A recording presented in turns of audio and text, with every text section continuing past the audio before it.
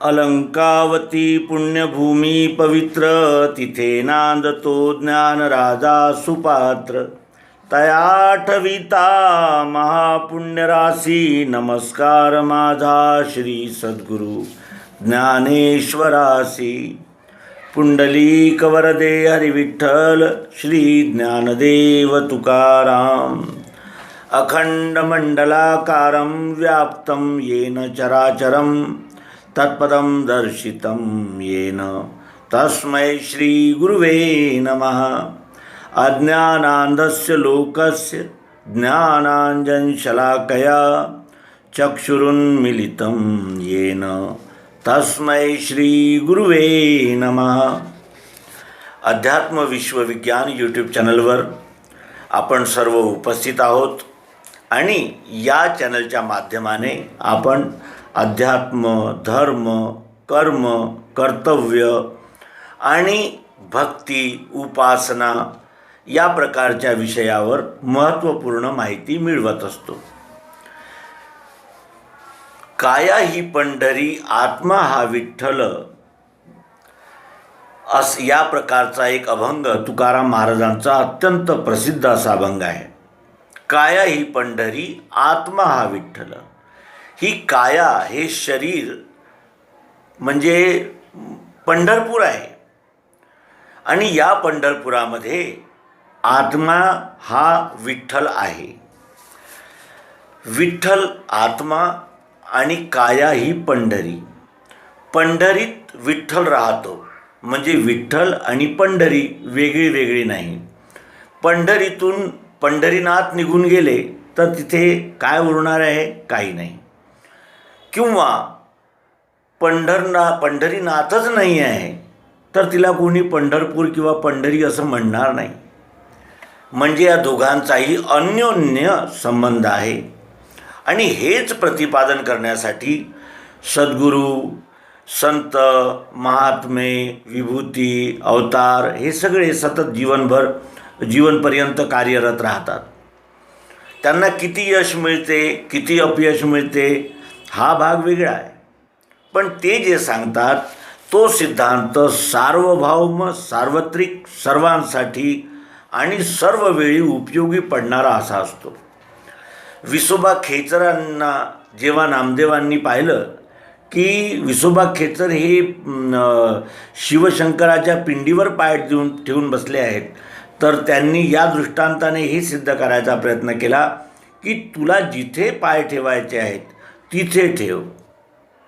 आणि नामदेवाने जिथे जिथे पाय ठेवले तिथे तिथे भगवान शंकराची जे प्रतिकात्मक पिंड आहे ती उपस्थित झाली, अशी एक आख्यायिका, कथा आहे.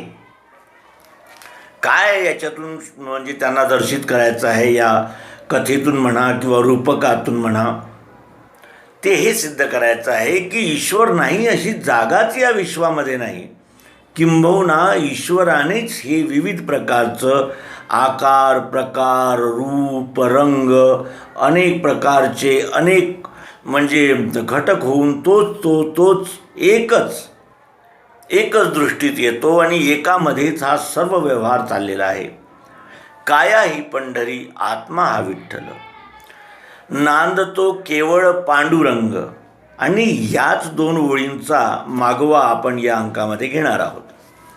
काया ही पंढरी, आत्मा हा विठ्ठल, इथे दोन दर्शित केलेले आहे. आणि या दोघांविषयी श्रीमद भगवद्गीतेच्या 15व्या अध्यायामध्ये भगवान श्रीकृष्णजी अर्जुनाला म्हणतात की द्वामिमो पुरुषो लोकेश्चरश्चाक्षर एव च, क्षरः सर्वाणि भूतानि कुटस्थोक्षर उच्यते. विश्व में ये पुरुष दो है, क्षर अक्षर नाम से. क्षर कहा सब भूतों को, कूटस्थ अक्षर को कहा. विठ्ठल दोन पायावर त्या विटेवर उभा आहे. विटांवर उभा आहे म्हणून त्याला विठ्ठल म्हणायचं. आणि विठ्ठल हे दोन पायांनी त्या विटेवर उपस्थित आहेत. विश्वामध्ये दोन पुरुष आहेत, क्षर अक्षर या नावाने क्षर म्हणतात सर्व भूतांना, म्हणजे सर्व सर्व जीवमात्रांना, आणि त्या जीवमात्रामध्ये कूटस्थ रूपाने असणाऱ्या दुसऱ्या भूमिकेला अक्षर म्हणतात. क्षर काय आहे, तर हे क्षेत्र आहे. पंढरपूर म्हणजे क्षर आहे. क्षर कशाला म्हणतात? क्षेत्राला. जसं आमच्या राहण्याचं हे क्षेत्र आहे आणि मी या क्षेत्राला जाणणारा क्षेत्रज्ञ आहे. दोन भूमिका आहे. क्षेत्र पंढरी आहे आणि क्षेत्रज्ञ पांडुरंग आहे. पंढरी ही अष्टधा आहे. पृथ्वी, जल, अग्नि, वायु, आकाश, मन, धी और अहंकार, यही मेरे प्रकृति के 8 अंग है, असं श्रीमद भगवद्गीतेमध्ये 7व्या अध्यायात भगवान श्रीकृष्णजी म्हणतात. माझ्या प्रकृतीचे 8 अंग आहेत.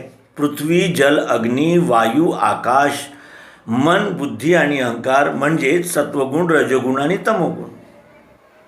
ही काया आहे पंढरी, आणि यात जो बसलेला पंढरीनाथ आहे तो कसा आहे, तर क्षर कहा सब भूतों को, कूटस्थ अक्षर को कहा. त्याच्यामध्ये ओत प्रोत व्याप्त जो आहे तो अक्षर आहे, त्याला आत्मा म्हणतात.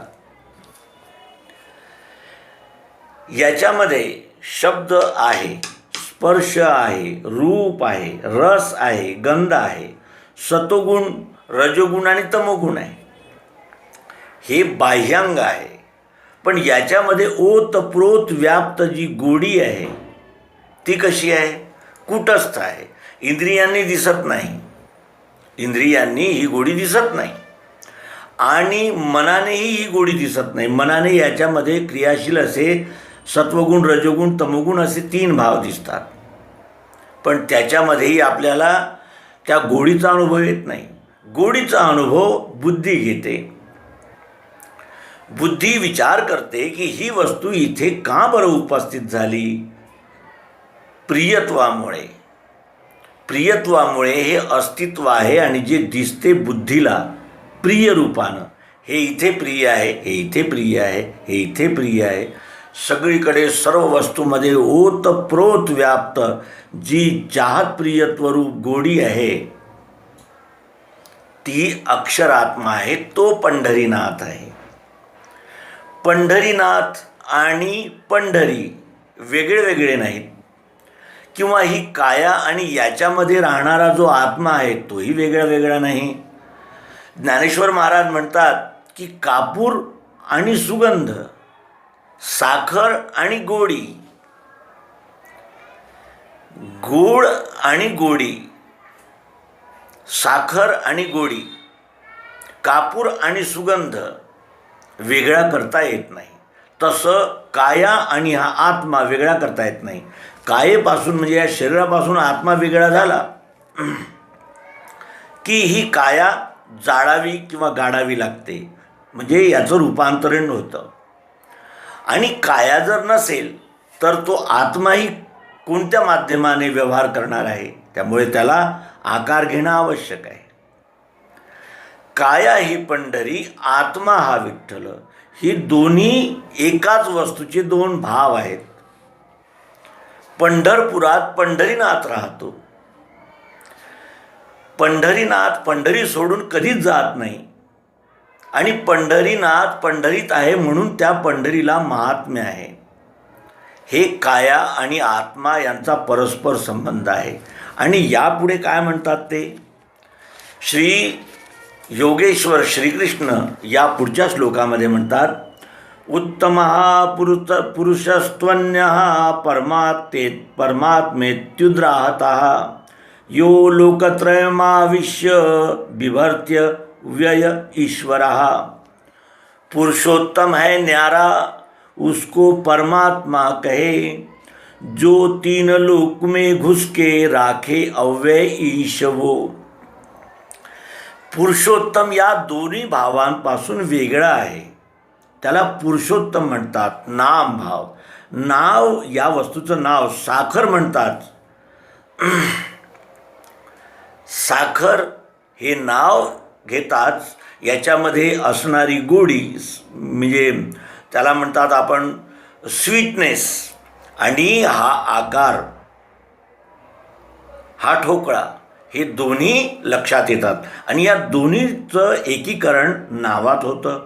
वस्तूंचंच नाव असते आणि नाव नसणारी वस्तू या जगामध्ये नाही आहे.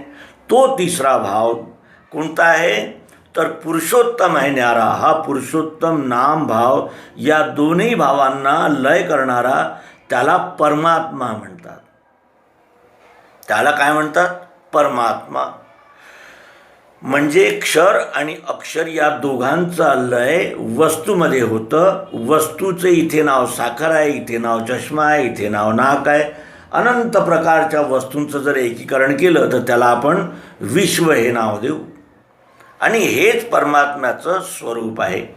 पुरुषोत्तम है न्यारा उसको पुरुषोत्तम परमात्मा कहा, जो तीनों लोक में घुस के धार राखे अव्यय ईश वो तीनों लोक में घुस के यानी प्रवेश करके, म्हणजे तिन्ही लोकांमध्ये प्रवेश करून तो हा ईश या सृष्टीला धारण करतो. आता तिन्ही लोकांमध्ये घुसून तो कार्य करतो, म्हणजे तिन्ही लोकांमध्ये प्रवेश करून तो कार्य करतो असं म्हटलं आहे. तर तीन लोक कोणते आहेत? भूतकाळ, वर्तमान काल आणि भविष्यकाल. या तिन्ही काळामध्ये तो अव्यय ईश म्हणजे ही गोडी, या गोडीनंच हा आकार धारण केलेला आहे. आणि त्याच्या पुढे भगवान श्रीकृष्ण म्हणतात कि जब मैं हूँ परे अक्षर के उत्तम अक्षर से भी हूँ, इससे वेद शास्त्रों में पुरुषोत्तम है कहा. यस्मात् अक्षरमतीतो हम क्षरादपि चोत्तमः, अतोस्मि लोके वेदे च प्रथितः पुरुषोत्तमः. मी क्षरापासून वेगळा आहे आणि अक्षरापेक्षाही उत्तम आहे, म्हणून मला पुरुषोत्तम म्हणतात. वेदशास्त्रांमध्ये पुरुषोत्तम म्हणतात. कनिष्ठ पुरुष, मध्यम पुरुष आणि उत्तम पुरुष अशी या त्रिपुटीची रचना आहे. आणि त्रिपुटीद्वारेच या विश्वरूप परमात्म्याला जाणलं जातं. इस रीति जो मुझे ज्ञानी जाने है पुरुषोत्तम, वो सर्वज्ञ भजे मुझको भारत सर्वभाव से. यो मामेवं सम्मूढ़ो जानाति पुरुषोत्तमं, स सर्वविद भजति माम सर्वभावेन भारत. इस प्रकार, या प्रकारे जो ज्ञानी मला पुरुषोत्तम परमात्मा विश्वरूप या नात्याने जाणतो तो सर्वज्ञ आहे. त्याला सगळं माहीत आहे, कारण तो उत्पत्ती स्थिती लयाच्या रहस्याला जाणलं त्याने. आणि भजे मुझको भारत सर्वत्व म्हणजे सर्व भाव से. हे अर्जुना, मला तो सर्व भावाने माझी सेवा करतो, म्हणजे अनन्य होऊन या विश्वरूप परमात्म्याची सेवा करतो. आणि परमात्मा सेवा करण्यासाठी आपला स्वभाव, आपले कर्म हे सदैव कार्यरत होतात आणि कर्तृत्व त्यांचंच असतं. ब्राह्मण, क्षत्रिय, वैश्य, शूद्र हे सतोगुण, रजोगुण, तमोगुण यांनीच तयार झालेले 4 प्रकारचे स्वभाव आहे. आपल्या आपल्या स्वभावाने विश्वरूप परमात्म्याची सेवा करणे म्हणजे भक्ती होय. त्यानंतर म्हणतात की इति गुह्यतमं शास्त्रमिदं मुक्तं मया नघ, एतद् बुद्ध्वा बुद्धिमान स्यात् कृतश्च भारत. ऐसा ये शास्त्र का बीज निष्पाप तुझसे कहा. हे निष्पाप अर्जुना, हे शास्त्राचं बीज मी तुला सांगतो आहे. याला जाणणारा मुक्त होतो आणि बुद्धिमान ठरतो. याला जाणणारा मुक्त कशापासून होतो? संशय, भ्रम आणि कर्तव्यापासून परावृत्त होणे इत्यादी दोषांपासून तो मुक्त होतो. आणि बुद्धिमान कोणाला म्हणायचं? ज्यानं आपल्या नरजन्माचं सार्थक केलं त्यालाच आपण बुद्धिमान म्हणू शकतो. तर या नरजन्माचं सार्थक करणारा हे तुकाराम महाराजांच्या अभंगाची हे पहिलं चरण. काया ही पंढरी, आत्मा हा विठ्ठल, नांदतो केवळ पांडुरंग, याचा आपण यथामतीने निरूपण करण्याचा प्रयत्न केला.